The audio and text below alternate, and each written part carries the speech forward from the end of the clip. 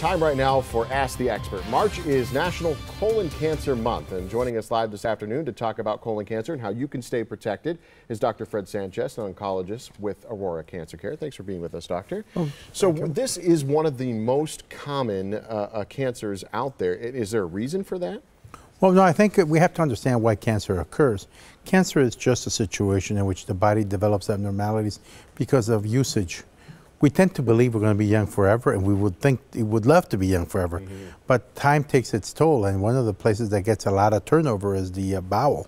And so we end up having abnormalities that can develop into colon cancer.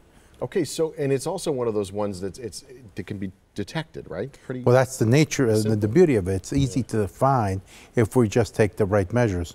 Because it's an issue of time and toll. That's why we recommend people over 50 to get screened. We start screening at 50. What we're looking for is colon cancer is one of the few that we know the exact steps in which the cancer creates itself.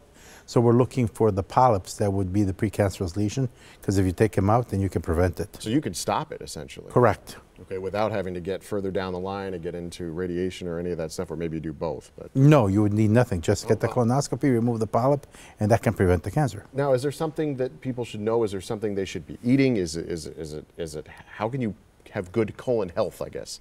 Well, I think colon health, that's a different topic. It's more in the nutritional area. There's been some studies that indicate the association of fats and excessive consumption of fats may be causing some of these changes in overusage of the bowel.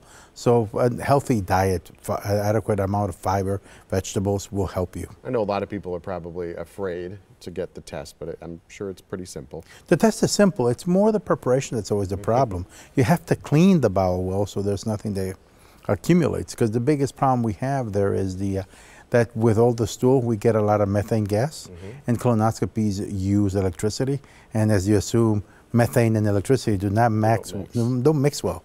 So we need to have the bowels very clean so we can see. You said 50 years old, so you should start having that conversation with your general practice doctor, and they'll send you to the right spot? Your general practice, we'll start having that conversation with you around 45 to make sure you go. We may need to do it sooner if there's family history, because now we know there's families that have a susceptibility to these conditions. All right, Doctor, we thank you for coming in. We appreciate your expertise here. Thanks so much for being here. And if you have a question for our experts, just email them at asktheexpert@todaystmj4.com. You can also leave a voicemail. The number 967-5253.